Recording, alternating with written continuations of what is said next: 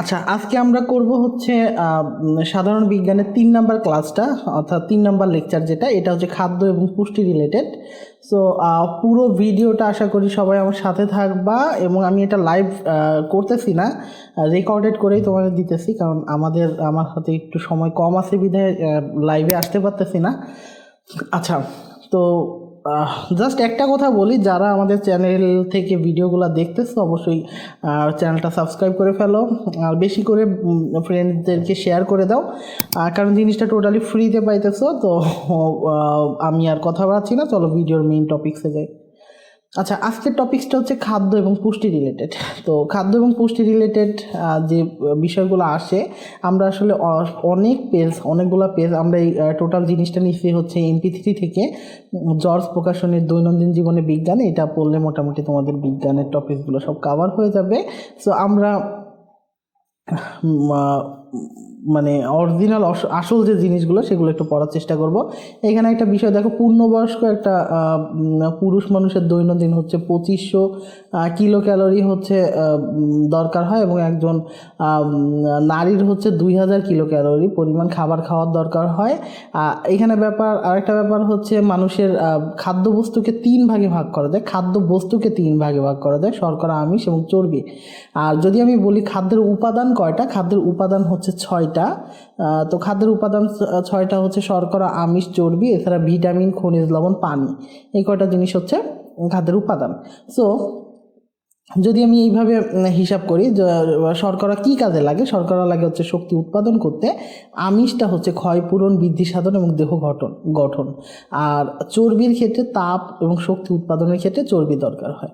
আর vitamin বা খাদ্য প্রাণ সাধারণত রোগ প্রতিরোধ ক্ষমতা। এখানে একটা ব্যাপার আছে, ব্যাপারটা হচ্ছে যেহেতু আমিষও কিন্তু রোগ প্রতিরোধ ক্ষমতার অর্থাৎ অ্যান্টিবডি তৈরি করে, বাট এখানে এই জিনিসটা নাই।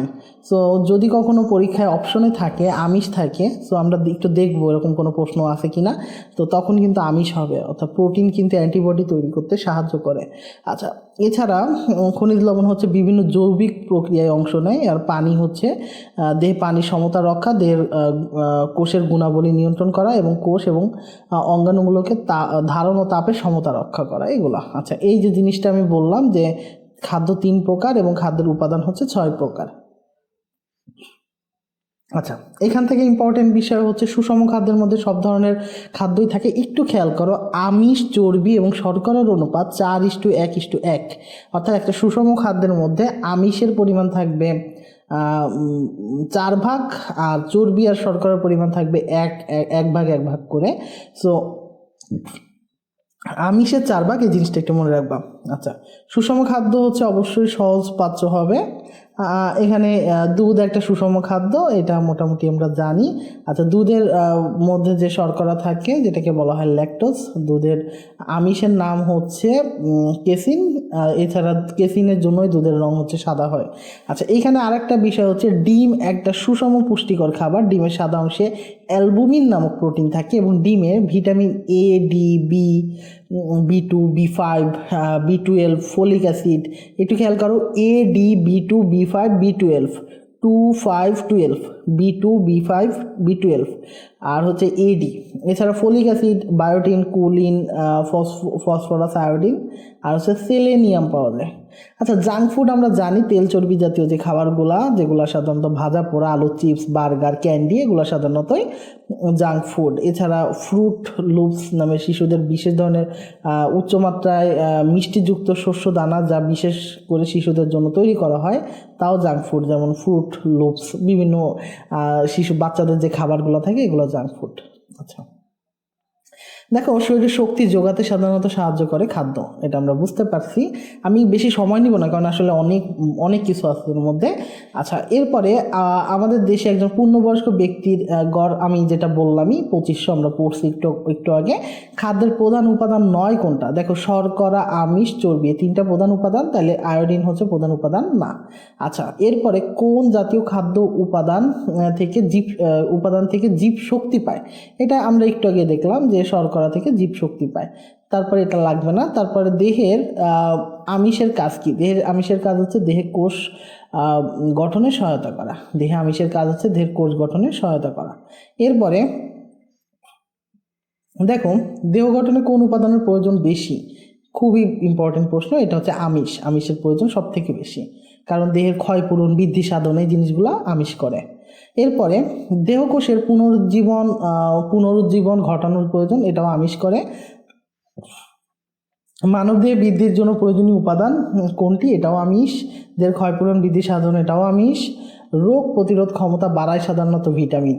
আচ্ছা, এই জায়গাটায় আমি একটু বলতে চাচ্ছিলাম। দেখো, রোগ প্রতিরোধক ক্ষমতা বাড়ায়, এখানে দেখো একটা মজার বিষয়, পানি আছে, স্নেহ আছে, শর্করা আছে, এখানে কিন্তু আমিষ নাই। যদি আমিষ থাকতো তাহলে কিন্তু কনফিউশনে পড়ে যেত, কারণ আমিষও কিন্তু রোগ প্রতিরোধ ক্ষমতা বাড়ায়। আচ্ছা, এই জিনিসটা একটু মনে রাখবা, আমিষও কিন্তু রোগ প্রতিরোধ ক্ষমতা বাড়ায়। সুষম খাদ্যের উপাদান কয়টা? 6টা আমি জানি। দেখো, সুষম খাদ্যে এইখানটা একটু খেয়াল করো, শর্করা, আমিষ, চর্বি। আমি একটু আগে বলছিলাম আমিষের পরিমাণ থাকবে 4, শর্করা থাকবে 1, চর্বি থাকবে 1, তাহলে 1:4:1 হবে। এটা কিন্তু উল্টায় পাল্টায় দিতে পারে, আমিষ আগে দিতে পারে, আমিষ লাস্টেও দিতে পারে। এই জিনিসগুলো একটু ভালো করে পড়বা। আচ্ছা, আমাদের খাদ্য তালিকায় কমপক্ষে কত ভাগ প্রাণী সম্পদ থাকা দরকার? এটা হচ্ছে 10 ভাগ। ভালো করে মনে রাখো, আমাদের খাদ্য তালিকায় কমপক্ষে কত ভাগ প্রাণী আমিষ থাকা দরকার? 10 ভাগ। মোটামুটি সম্পূর্ণ বা আদর্শ খাদ্য বলা হয় দুধকে। আচ্ছা, দেখো, ডিমও কিন্তু কাছাকাছি, বা দুধ হচ্ছে সুষম খাদ্য। আচ্ছা, এরপরে দুধের যে শ্বেতসার বা শর্করা থাকে এটাকে বলি আমরা ল্যাকটোজ। আমরা জানি, এটা একটু আগে বলছি। দুধের রং সাদা হয় কিসের কারণে? প্রোটিনের কারণে। আচ্ছা, এরপরে আমি যদি বলি ডিমে কোন ভিটামিন নেই? এটা হচ্ছে ভিটামিন সি। ডিমে ভিটামিন এ আছে, বি আছে, ডি আছে, আমরা এগুলো পড়ছিলাম, কিন্তু ভিটামিন সি নাই। ভিটামিন সি থাকে ফলমূলে বেশি পরিমাণ। আচ্ছা, জাঙ্ক ফুডে নিচের কোন দ্রব্যের আধিক্য থাকে? এটা হচ্ছে চর্বি। জাঙ্ক ফুডে নিচের কোন দ্রব্যের আধিক্য থাকে? এটা হচ্ছে চর্বি। বাংলাদেশে সাধারণ মানুষের পুষ্টিহীনতা লাঘব করার অপেক্ষাকৃত সহজ উপায় হচ্ছে জনসাধারণের খাদ্যাভ্যাসে পরিবর্তন করা। তো এইটুকু মোটামুটি এই দিকের টপিকস।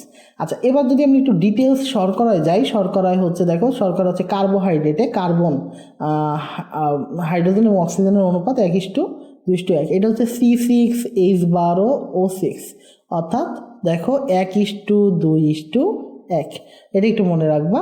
আচ্ছা, এখানে কিছু ব্যাপার আছে। একজন পূর্ণবয়স্ক পুরুষের শর্করার চাহিদা প্রতি কিলোগ্রামে কত? 4.6 গ্রাম হয়ে থাকে।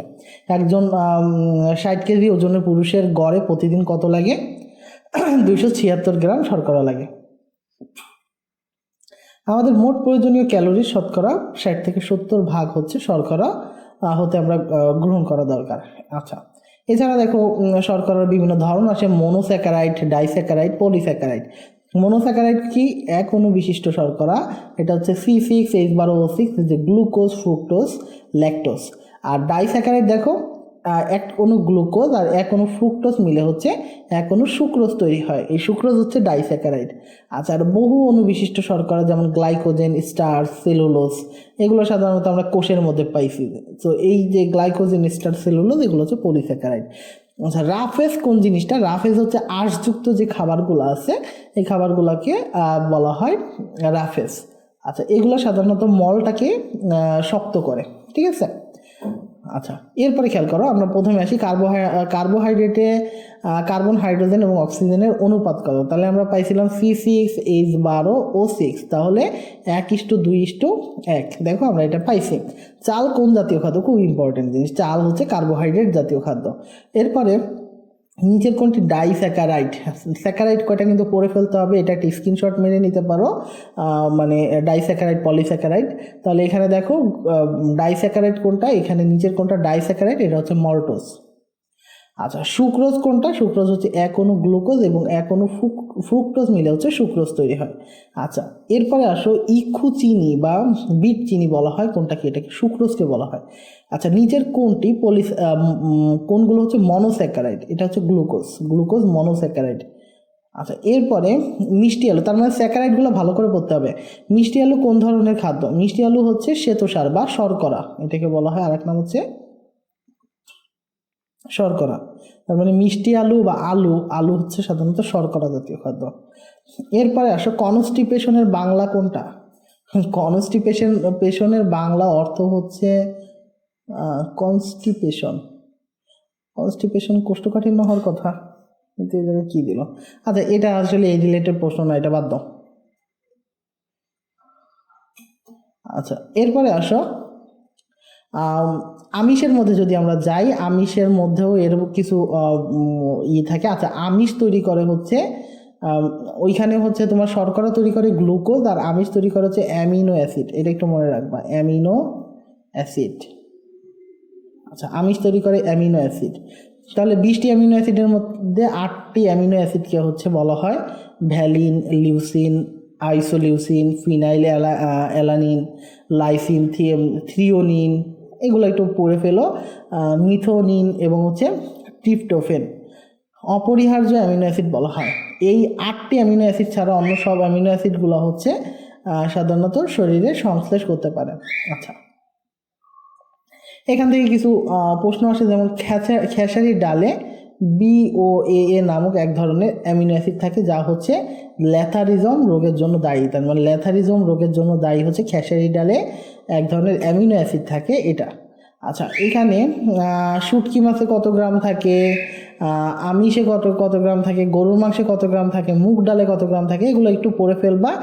বিশেষ করে যেগুলো ভর্তি পরীক্ষায় আসছে বা পূর্বের বিভিন্ন পরীক্ষায় আসছে সেগুলো আমরা বেশি করে পড়বো। আচ্ছা, এখান থেকে ইম্পর্টেন্ট দুধ, গোল আলু, এগুলো আসতে পারে। আচ্ছা, কোলাজেন নামক এক প্রোটিন হচ্ছে, দেখো দেহে হচ্ছে রোগ প্রতিরোধকারী অ্যান্টিবডি আমিষ থেকে তৈরি হয়। মানে আমি একটু আগে বলছিলাম যে অ্যান্টিবডিটা আমিষ থেকে তৈরি হয়, এবং কোলাজেন হচ্ছে এক ধরনের প্রোটিন। আমিষের অভাবে বয়স্কদের রোগ প্রতিরোধ ক্ষমতা কমে যায় এবং রক্ত স্বল্পতা দেখা দেয়। তার মানে বয়স্ক মানুষদের প্রচুর পরিমাণ আমিষ খেতে হবে।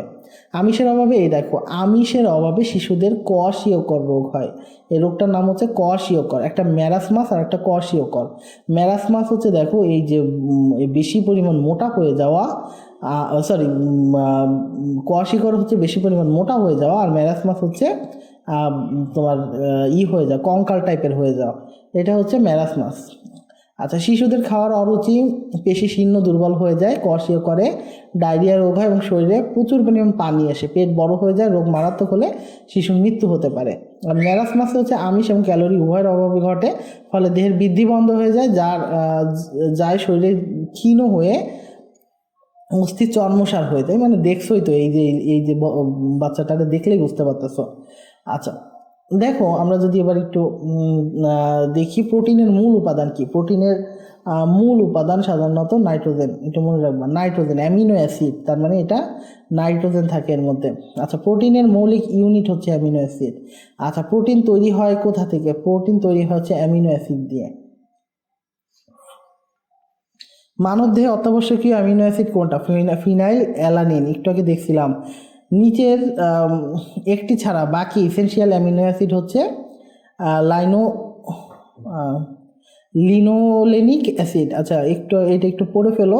নিচের কোনটি অপ্রোটনীয় অ্যাসিড? এটা হচ্ছে অর্নিথিন। আচ্ছা, কোলাজেন কি একটা প্রোটিন? আমরা একটু আগে দেখছি। আমিষ জাতীয় খাদ্য কোনটা? আমিষ জাতীয় খাদ্য হচ্ছে এখানে মাংস হচ্ছে আমিষ জাতীয় খাদ্য, এটা আমরা জানি। ভাত হচ্ছে শর্করা, সবজির মধ্যে ভিটামিন বা এগুলো থাকে বেশি পরিমাণ। আচ্ছা, এছাড়া রুটির মধ্যে রুটিও শর্করা, ঠিক আছে, এই জিনিসগুলো থাকে। আচ্ছা, মাংস হচ্ছে আমিষ। সিমের বিচি হচ্ছে আমিষ। আচ্ছা, ডিমের সাদা অংশে কোন ধরনের প্রোটিন থাকে? অ্যালবুমিন নামক প্রোটিন থাকে। ডালে খাদ্য উপাদান কি থাকে? আমিষ থাকে ডালে।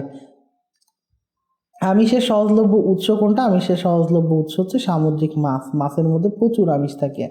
আচ্ছা, তারপর কোনটিতে আমিষের পরিমাণ সবচেয়ে বেশি? শুটকি মাছের মধ্যে আমিষের পরিমাণ সবচেয়ে বেশি। একটু উপরে একটা সিরিয়াল দেখাইছিলাম যে কত কি, ওইটা একটা স্ক্রিনশট মেরে রেখো, দরকার হলে পিছনে একটু পিছনের দিকে যেয়ে ওইটা স্ক্রিনশট মেরে তারপরে ওইটা একটু পড়ে ফেলো। আচ্ছা, কোন খাদ্যে প্রোটিন বেশি থাকে? দেখো এখানে গরুর গোশত। এটা বুঝবা কেমনে?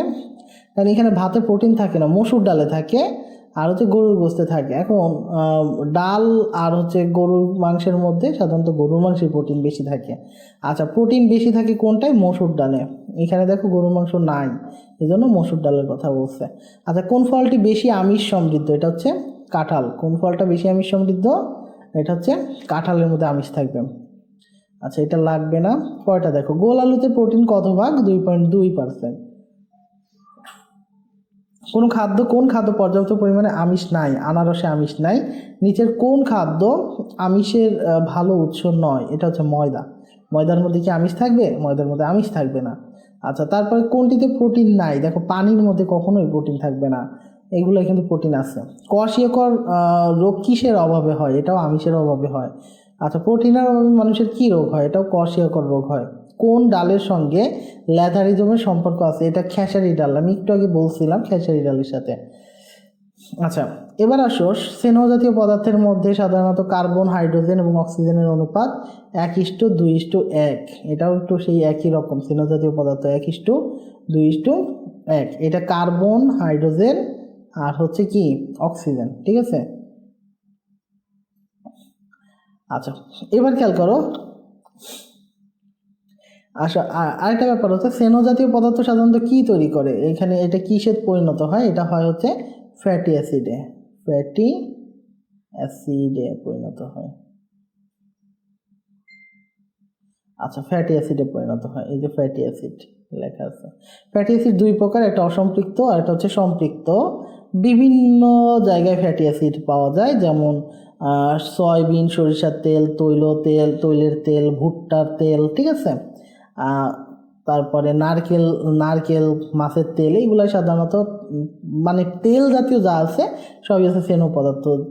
এছাড়া যেসব খাদ্যে সম্পৃক্ত ফ্যাটি অ্যাসিড বেশি থাকে সেই খাদ্যগুলোকে স্নেহবহুল খাদ্য বলা হয়, যেমন মাংস, দুধ, ঘি, চকলেট। দেখো, মাংস কিন্তু আমিষ থাকে, কিন্তু মাংসের মধ্যে কিন্তু স্নেহ পদার্থ থাকে।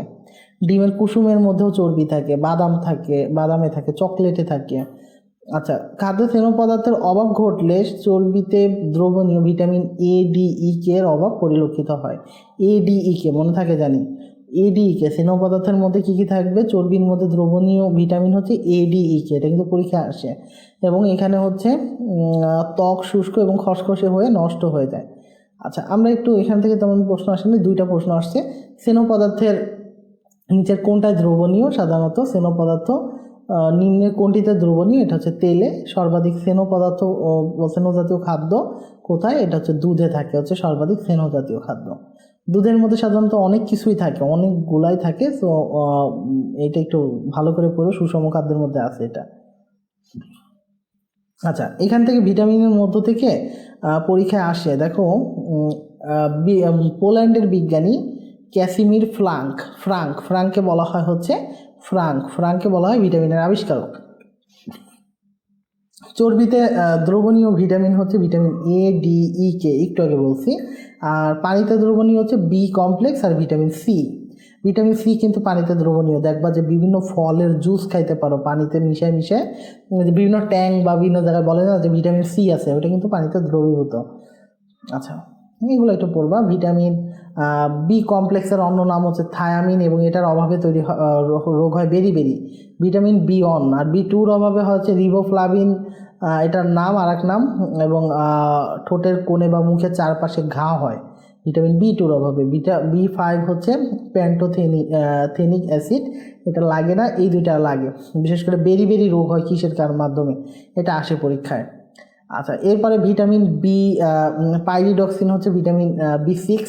আচ্ছা, ভিটামিন বি9 হচ্ছে ফলিক অ্যাসিড। মানুষের শিশু মানসিকভাবে বিকলাঙ্গতা হয় হচ্ছে এই ফলিক অ্যাসিডের কারণে। ভিটামিন বি12-এর অভাবে হচ্ছে রক্তশূন্যতা হয়, অর্থাৎ অনেকের দেখবা যার রক্তশূন্যতা আছে তাদের ভিটামিন বি12 খাইতে বলে বেশি পরিমাণ। এবং সায়ানো কোবালিমিন, এটা একটু মনে রাখো, এটার আর এক নাম হচ্ছে সায়ানো কোবালিমিন। আচ্ছা, ভিটামিন সি এর অভাবে স্কারভি রোগ হয়, এর অপর নাম হচ্ছে স্করবিক অ্যাসিড। এগুলো লাগবে। সাইট্রিক অ্যাসিড যেমন লেবু, কমলা লেবু, জাম্বুরা, মাল্টা, এগুলো হচ্ছে ভিটামিন সি পাওয়া যায়, এবং এটার অভাবে স্কারভি রোগ হয়, ভালো করে মনে রাখো, এটা পরীক্ষায় আসে। আচ্ছা, ভিটামিন এ এর অভাবে কি হয়? ভিটামিন এ এর অভাবে রাতকানা রোগ হয়। এই যে দেখো, এটা রাতকানা, অর্থাৎ এটার আর এক নাম হচ্ছে জেরোপথ্যালমিয়া, ঠিক আছে, জেরোপথ্যালমিয়া। আচ্ছা, গাজর, টমেটো, লাল শাক, পুঁই শাক, পালং শাক, মিষ্টি কুমড়া, এগুলোর মধ্যে সাধারণত ভিটামিন এ থাকে প্রচুর পরিমাণ। আচ্ছা, এইগুলো একটু ভালো করে পড়বা। অভাবজনিত রোগ হচ্ছে রাতকানা, জেরোপথ্যালমিয়া, এগুলো হচ্ছে সাধারণত এটার মাধ্যমে হয়। ভিটামিন ডির অভাবে কি হয়? ভিটামিন ডি হচ্ছে দেখো, ভিটামিন ডি হচ্ছে ভোজ্য তেল, দুধ, দুগ্ধজাত খাদ্য, এগুলোর মধ্যে প্রচুর পরিমাণ ভিটামিন ডি থাকে। সূর্যকিরণে ভিটামিন ডি থাকে, সূর্যকিরণের মধ্যে অতিবেগুনি রশ্মি ত্বকে ভিটামিন ডি তৈরিতে সাহায্য করে, ঠিক আছে। এই জন্য বাচ্চাদের কিছুক্ষণ হইলেও হচ্ছে রোদে যাওয়া উচিত। আচ্ছা, ভিটামিন ডি এর অভাবে রিকেটস রোগ হয়, ভালো করে মনে রাখো, রিকেটস, এটা কিন্তু পরীক্ষায় আসে। এবং বড়দের অ্যাস্টিওম্যালাসিয়া রোগ হয়। আচ্ছা, ভিটামিন ই এর অভাবে কি হয়? ভিটামিন ই এর অভাবে প্রজনন ক্ষমতা হ্রাস পায়, অকালে গর্ভপাত হতে পারে। ভিটামিন ই হচ্ছে ভোজ্য তেল, অর্থাৎ ভালো যে তেল আমরা, ওই তেলটা ভিটামিন ই এর খুব ভালো একটা উৎস। আচ্ছা, ভিটামিন কে কোনটা? ভিটামিন কে সাধারণত যে শাকসবজি, লেটুস পাতা, এগুলো ভিটামিন কে থাকে। রক্ত জমাট বাঁধার যে কয়টা ফ্যাক্টর আছে তার মধ্যে ভিটামিন কে এর অভাবে যে অভাবের ক্ষতস্থান থেকে রক্ত পড়া বন্ধ হতে চায় না, মানে ভিটামিন কে আসলে এখানে একটা ফ্যাক্টর হিসেবে কাজ করে। আচ্ছা, মানবদেহে অন্ত্রের অভ্যন্তরে ব্যাকটেরিয়া ভিটামিন কে তৈরি করে। দেখো, আমাদের ভিতরে কিছু কিছু ব্যাকটেরিয়া আছে, উপকারী ব্যাকটেরিয়া, এরা ভিটামিন কে তৈরি করে। আচ্ছা, এছাড়া ডিমের কুসুম, যকৃৎ, দুগ্ধজাত দ্রব্য ভিটামিন কে পাওয়া যায়। আচ্ছা, ভিটামিনের আবিষ্কারক হচ্ছে ফ্রাঙ্ক, আমরা এটা একটু আগে শিখছি। তারপর সবুজ তরিতরকারিতে সবচেয়ে বেশি থাকে খনিজ লবণ এবং ভিটামিন। এরপরে শাকসবজি রান্না করতে তেল দিয়ে রান্না করতে বলা হয়, কারণ শাকের ভিটামিন তেলে দ্রবীভূত হয়। আচ্ছা, এরপরে মিষ্টি কুমড়া কোন ধরনের খাদ্য? মিষ্টি কুমড়ার মধ্যে থাকে ভিটামিন। আচ্ছা, তারপর সবুজ শাকসবজিতে কোনটি থাকে? সবুজ শাকসবজিতে থাকে ভিটামিন এ। এরপরে মানব দেহে নিচের কোন ভিটামিন তৈরি হয়? মানব দেহে তৈরি হয় হচ্ছে ভিটামিন কে এবং ভিটামিন ডি। এগুলো কিন্তু অটোমেটিক্যালি মানব দেহের মধ্যে, যেমন সূর্যের আলো বা এসবের মাধ্যমে এটা তৈরি হয়। এই দেখো, একটু আগে বলছি না যে অন্ত্রের মধ্যে ব্যাকটেরিয়া ভিটামিন কে তৈরি করে, আর ভিটামিন ডি হচ্ছে সূর্যের আলোর মাধ্যমে তৈরি হয়। নিচের কোন ভিটামিন পানিতে দ্রবণীয়? এটা আমরা জানি, ভিটামিন সি এবং বি। আচ্ছা, চা পাতায় কোন ভিটামিন থাকে? Vitamin B complex. এগুলো মনে রাখো, এগুলো কিন্তু দেখো বিসিএস এর প্রশ্ন, 28তম 37তম বিসিএস এ আসছে। চা পাতায় কোন ভিটামিন থাকে? Vitamin B complex. আচ্ছা, ভিটামিন বি1 এর রাসায়নিক নাম কি? ভিটামিন বি1 এর নাম আর রাসায়নিক নাম হচ্ছে থায়ামিন। ভিটামিন বি এর অভাবে কোন রোগ হয়? ভিটামিন বি1 এর অভাবে হচ্ছে বেরি রোগ হয়। কোন ভিটামিনের অভাবে মুখে এবং জিহ্বায় ঘা হয়? ভিটামিন বি2 এর অভাবে হচ্ছে মুখে এবং জিহ্বায় ঘা হয়। ঠোঁটের কোণ ও মুখের চারিদিকে ফেটে যায় কিসের কারণে? ভিটামিন বি2 এর অভাবে। ভিটামিন বি2 এর অভাবে চোখের কোণ এবং মুখের চারিদিকে ফেটে যায়। তারপর ড্যাশের অভাবে জিহ্বা এবং ঠোঁটে এবং জিহ্বায় ঘা হয়? ভিটামিন বি এর অভাবে। কোন ভিটামিনের অভাবে ভ্রূণের মস্তিষ্কের বিকাশ ব্যাহত হয়? এটা হচ্ছে ভিটামিন বি9 এর অভাবে। গর্ভাবস্থায় নিচের কোন ওষুধটি প্রয়োজনীয়? এটা ফলিক অ্যাসিড, খুব ভালো একটা প্রশ্ন, এটা আসতে পারে যারা মিডওয়াইফারিতে পরীক্ষা দিবা তাদের। আচ্ছা, এরপরে তাপে কোন ভিটামিন নষ্ট হয়? ভিটামিন সি হচ্ছে তাপে নষ্ট হয়ে যায়। ভিটামিন সি এর অপর নাম হচ্ছে অ্যাসকর্বিক অ্যাসিড। অ্যাসকর্বিক অ্যাসিডের আর এক নাম হচ্ছে ভিটামিন সি। আমলকি, কমলা লেবু, এগুলোর মধ্যে ভিটামিন সি থাকে। খুব গুরুত্বপূর্ণ প্রশ্ন এগুলা। আমাদের দেশে ভিটামিন সি সমৃদ্ধ সবচেয়ে লাভজনক ফল কোনটি? এটা হচ্ছে কাজি পেয়ারা। এরপরে নিচের কোনটি ভিটামিন সি সমৃদ্ধ খাদ্য? এটা হচ্ছে লেবু। দেখো, সব একই লেভেলের প্রশ্ন। সবচেয়ে বেশি ভিটামিন সি সমৃদ্ধ ফল কোনটি? সবচেয়ে বেশি ভিটামিন সি সমৃদ্ধ ফল হচ্ছে আমলকি। এরপরে দুটা লাগবে না। ডিম এবং দুধে কোন ভিটামিন নেই? ডিম এবং দুধে ভিটামিন ডি আছে, বি আছে, এও আছে। ভিটামিন সি সাধারণত ফলমূলে থাকে, তো এইখানে নাই। আচ্ছা, এরপরে লেবুতে কোন ভিটামিন বেশি থাকে? লেবুতে ভিটামিন বেশি থাকে হচ্ছে ভিটামিন সি।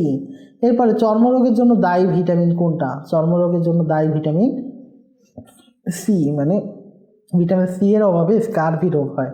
আচ্ছা, এরপরে সহজে সর্দি কাশি হয় কোন ভিটামিনের অভাবে? সহজে সর্দি কাশি হয় হচ্ছে ভিটামিন সি এর অভাবে। এরপরে ভিটামিন সি এর অভাবে কোন রোগ হয়? স্কারভি রোগ হয়। তারপর কোনটির অভাবে মানবদেহে স্কারভি রোগ হয়? এটা দেখো, এখানে কিন্তু ভিটামিন সি দেয়নি, বাট এটা হচ্ছে স্করবিক অ্যাসিডের আর এক নাম ভিটামিন সি। স্কারভি রোগের প্রতিষেধক হিসেবে ডাক্তারগণ কোন ভিটামিন খাইতে বলছে? একই প্রশ্ন, ভিটামিন সি। আই থিঙ্ক তোমরা বুঝতে পারছো এই প্রশ্নটা যে কত ইম্পর্টেন্ট তোমাদের জন্য, যে স্কারভি রোগের জন্য কোন ভিটামিন দায়ী, সেটা হচ্ছে ভিটামিন সি বা স্করবিক অ্যাসিড। দেখো, ঘুরে ফিরে একটা প্রশ্ন লেবুতে, তারপরে কোন কোন ফলমূলে, সব কিন্তু ভিটামিন সি, এগুলো কিন্তু খুবই ইম্পর্টেন্ট। তারপর কোন রোগে মাড়ি দিয়ে রক্ত বা পুঁজ পড়ে? এটা হচ্ছে স্কারভি রোগে। তারপর ভিটামিন এ সবচেয়ে বেশি কোনটিতে? ভিটামিন এ সব থেকে বেশি, এবার গেছে ভিটামিন এতে, এটা থাকে বেশি গাজরে। আচ্ছা, গাজরে বা দেখো এগুলা কিন্তু গাজর কিন্তু দেখতে মানে সবুজ না, বাট পাকা আম বা এগুলো কিন্তু সব পাকা জিনিস, পরবর্তীতে হয়, কিন্তু গাজরটা দেখতেই কিন্তু হলুদ, সো এই জন্য এটা ভিটামিন এ।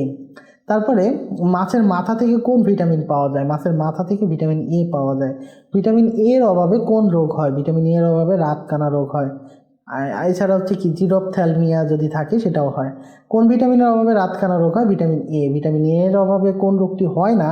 দেখো রাতকানা, কর্নিয়া জেরোসিস, আর হচ্ছে কেরাটোমেলাসিয়া, এগুলো সবই হয়, রিকেটস হয় না। রিকেটস হচ্ছে ভিটামিন এর অভাবে হয় না, ভিটামিন এর অভাবে রিকেটস হয় না, সো এটা হচ্ছে এটা হবে। আচ্ছা, এরপরে দেখো মলা ও ঢেলা মাছে কোন ভিটামিন প্রচুর পরিমাণে থাকে? এটা হচ্ছে ভিটামিন এ। দৃষ্টিশক্তি স্বাভাবিক রাখে কোনটি? দৃষ্টিশক্তি স্বাভাবিক রাখে হচ্ছে ভিটামিন এ, যেহেতু এটা রাতকানা রোগের একটা জন্য দায়ী। কোনটির কারণে রাতকানা রোগ হয়? ভিটামিন এ ডিফিসিয়েন্সির কারণে। তারপর হচ্ছে রাতকানা রোগ বোঝানোর প্রতীক কোনটা? একটু আগে আমরা দেখছিলাম এক্স এন, এক্স দিয়ে নিচে একটা এন থাকলে সেটা হচ্ছে রাতকানা রোগের প্রতীক। তারপর ভিটামিন ই এর কাজ কি? প্রজননে সহায়তা করা, একটু আগে বলছিলাম। ভিটামিন ই এর অভাবে কি রোগ হয়? বন্ধ্যাত্ব হয়। বন্ধ্যাত্ব কথাটা হয়তো বোঝো না অনেকে, যাদের বাচ্চা কাচ্চা হয় না তাদেরকে বলা হয় বন্ধ্যাত্ব, বন্ধ্যা। আচ্ছা, এরপরে ভিটামিন ই এর সবচেয়ে উৎস কোনটি? ভিটামিন ই এর উৎস হচ্ছে ভোজ্য তেল, আমরা যে তেলটা খাই। সূর্যকিরণ থেকে যে ভিটামিন পাওয়া যায় ভিটামিন ডি। কিসের অভাবে শিশুদের রিকেটস রোগ হয়? এটাও হচ্ছে ভিটামিন ডি। ভিটামিন ডি এর অভাবে কোন রোগ হয়? এটা হচ্ছে রিকেটস। এরপরে কোন ধরনের ভিটামিন দাঁত এবং হাড়ের জন্য প্রয়োজন? এটাও ভিটামিন ডি। আচ্ছা, এরপরে ভিটামিন ডি এর পরিশোষণের জন্য অপরিহার্য হচ্ছে স্নেহ জাতীয় পদার্থ। এরপরে খেয়াল করো, কোন আলোক রশ্মি ত্বকে ভিটামিন ডি তৈরিতে সাহায্য করে? এটা হচ্ছে ইউভি রে, অর্থাৎ আমাদের যে অতি বেগুনি রশ্মি যেটা, সেটা হচ্ছে ভিটামিন ডি তৈরিতে সাহায্য করে। তৈলাক্ত মাছে কোন ভিটামিন পাওয়া যায়? তৈলাক্ত মাছে পাওয়া যায় ভিটামিন ডি। কোন ভিটামিন ক্ষতস্থান থেকে রক্ত পড়া বন্ধ করতে সাহায্য করে? এটা হচ্ছে ভিটামিন কে। আচ্ছা, কোন ভিটামিন রক্ত জমাট বাঁধতে সাহায্য করে? এটা হচ্ছে ভিটামিন কে। আচ্ছা, এই জিনিসগুলো একটু পড়তে হবে। এছাড়া খনিজ লবণের মধ্যে যদি আমরা একটু পড়ি, মানবদেহের 1% খনিজ লবণ থাকে, phosphorus, potassium, calcium, sulphur, sodium, chlorine এবং ম্যাগনেসিয়াম, এগুলাই সাধারণত খনিজ লবণ থাকে। একজন পূর্ণবয়স্ক মানুষের দেহে লোহার পরিমাণ থাকে 2 থেকে 6 গ্রাম। আচ্ছা, এবার খাদ্যের উৎস যদি বলি, ক্যালসিয়াম কোথায় কোথায় পাওয়া যায়? Phosphorus, iron, potassium. এটা একটা স্ক্রিনশট মেরে এইটুকু একটু পড়েন, এখান থেকে কিন্তু প্রশ্ন আসতে পারে। আচ্ছা, হাড় এবং দাঁতকে মজবুত করে ক্যালসিয়াম, হাড় এবং দাঁতকে মজবুত করে এটাও, ফসফরাসও মজবুত করে। আচ্ছা, এছাড়া রক্তে হিমোগ্লোবিন তৈরিতে সাহায্য করে আয়রন, পেশি সংকোচনে ভূমিকা রাখে হচ্ছে পটাশিয়াম। এগুলো পরীক্ষায় আসতে পারে।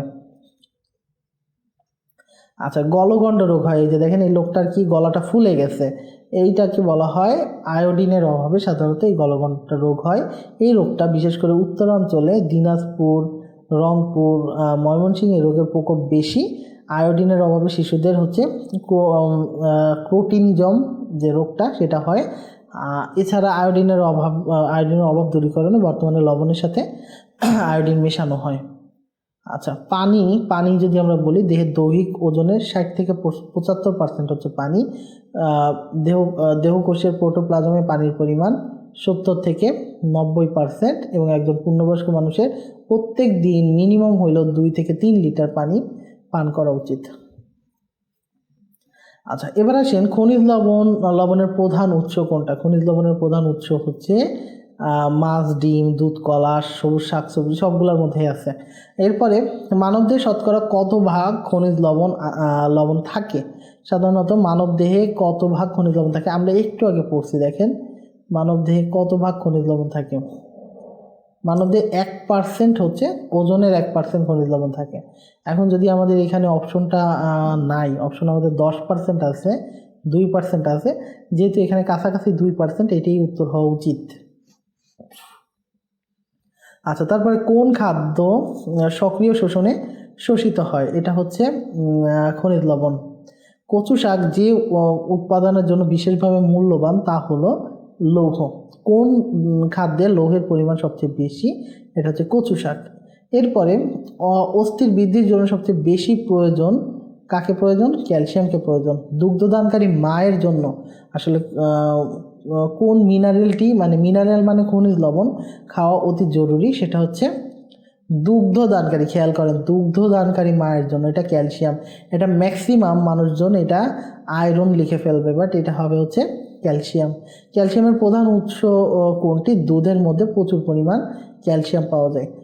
হাড় এবং দাঁতকে মজবুত করে ক্যালসিয়াম এবং ফসফরাস। মানুষের শরীরের বেশিরভাগ ফসফেট রয়েছে হচ্ছে কোথায়? হাড়ে। কোন খাবারে সবচেয়ে বেশি পটাশিয়াম থাকে? ডাবে। তারপরে ক্যালসিয়াম এবং পটাশিয়াম সাহায্য করে কিসের? পেশির সংকোচনে সাহায্য করে। এরপরে সামুদ্রিক মাছে কি থাকে? আয়োডিন থাকে। আয়োডিন পাওয়া যায় কোথায়? শৈবালে পাওয়া যায়, সামুদ্রিক শৈবালে। আয়োডিন বেশি থাকে হচ্ছে সমুদ্রের ইলিশ মাছে। যেমন পদ্মার ইলিশ মাছে কিন্তু থাকবে না, কারণ পদ্মার ইলিশ মাছ কিন্তু সমুদ্রের মধ্যে না, সমুদ্রের ইলিশ মাছই থাকে।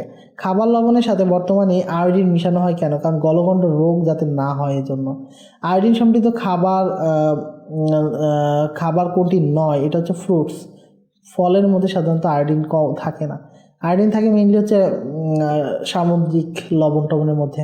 শরীরে আয়োডিনের অভাবে সাধারণত কোন রোগ হয়? গলগণ্ড রোগ হয়। আচ্ছা, এরপরে কোন খনিজের অভাবে গলগণ্ড রোগ হয়? আয়োডিনের অভাবে। আচ্ছা, এরপরে দৈনিক খাদ্য তালিকায় সামুদ্রিক মাছ এবং শৈবালের অন্তর্ভুক্তি কোন রোগের প্রাদুর্ভাব কমাতে পারে? এটা হচ্ছে হাইপোথাইরয়েডিজম, অর্থাৎ সামুদ্রিক মাছ এবং এটা ইসের জন্য হচ্ছে হাইপোথাইরয়েডিজম, বা সাধারণত আমরা যেটাকে বলি, কি বলি এটাকে, গলগণ্ডই বলা হয় মনে হয়। হ্যাঁ, তো সেটাই আমরা লিখতে পারি। আচ্ছা, এরপরে মানবদেহে প্রতিদিন কতটুকু পানি খাওয়ার দরকার? 3 লিটার। মানবদেহে পানির শতকরা পরিমাণ কত? 60 থেকে 70%। আমাদের দেহকোষের প্রায় শতকরা কত অংশ পানি? 80% পানি। আচ্ছা, যদি আমরা দেহের ভর হিসাব করি, দেহের ভর সূচি থেকেও কিন্তু পরীক্ষা আসতে পারে। স্থূলতা আমরা নির্ণয় করতে পারি, অর্থাৎ বিএমআই নির্ণয় করতে পারি। বিএমআই এর আরেক নাম হচ্ছে বডি মাস ইন্ডেক্স। বিএমআই এর আরেক নাম হচ্ছে বডি মাস ইন্ডেক্স, ঠিক আছে, বিএমআই। তো এখানে একটা স্বাভাবিকের চেয়ে কম, অর্থাৎ দেখা গেল কম মানে 18.5 যদি বিএমআই এর মান হয়, তাহলে এটা স্বাভাবিকের চেয়ে কম। আর স্বাভাবিক হয় হচ্ছে 18 থেকে 25 পর্যন্ত স্বাভাবিক। 25 থেকে 30 হচ্ছে ওজন বেশি আছে। আর যখন 30 ক্রস করে দেয় তখন অনেক বেশি। এই জিনিসটা মনে রাখতে হবে। বিএমআই নির্ণয় করবো আমরা কিভাবে? একটা মানুষের ভর এবং তার উচ্চতা, যদি ভরকে কেজি দিয়ে এবং উচ্চতাকে যদি মিটারের স্কোয়ার দিয়ে ভাগ করি, মানে কারো যদি ভর হয় মনে করেন 30 কেজি আর উচ্চতা হয় হচ্ছে 5 মিটার, তাহলে 5-এর স্কোয়ার করব। এটা করার পরে তারপরে যে মানটা হবে সেটা হচ্ছে তার বিএমআই, ঠিক আছে। এটা কম আসবে, এটা 60 হলে মনে হয় ভালো হতো। আচ্ছা, এরপরে খেয়াল করেন, একজন প্রাপ্তবয়স্ক পুরুষের বিএমআই হওয়া উচিত 18 থেকে 25-এর মধ্যে, দেখছেন। আচ্ছা, এরপরে বিএমআই কত হলে অবিস বা স্থূলতা হয়? এটা হচ্ছে 30-এর উপরে গেলে। আচ্ছা, এরপরে আমরা একটু আসি, আমরা প্রায় শেষ পর্যায়ে চলে আসছি। খাদ্যের বৈশিষ্ট্য বা গুণাগুণ ঠিক রেখে খাদ্যদ্রব্যকে উচ্চতাপে শুকিয়ে সংরক্ষণ করা যায়। যেমন মুড়ি, খই, আমসত্ত্ব এগুলো দিয়ে খাদ্য সংরক্ষণ করা যায়। এছাড়া মাছ, মাংস, ডিম, ফল, টিনজাত গুঁড়া এগুলোও অনেক বছর পর্যন্ত কি করা যায়? একটা উচ্চ তাপে আমরা রেখে দিতে পারি, বছরের পর বছর খাইতে পারি। আমরা নোনা ইলিশ মাছ এগুলো আমরা খাই, শুটকি আমরা এগুলো কিন্তু খাই। এছাড়া ফ্রিজের মধ্য থেকেও আমরা এগুলো অনেক দিন সংরক্ষণ করে রাখতে পারি। তো আমাদের এখানে কি আছে? শুকানোর জন্য খাদ্য সংরক্ষণ করা হয়, করা হয়, কারণ হচ্ছে পচনশীল জীবাণু পানি ছাড়া বাঁচে না, ঠিক আছে। এখানে পানি থাকে না, যেহেতু শুকানোর পরে পানি থাকে না, তাই এটা বাঁচে না।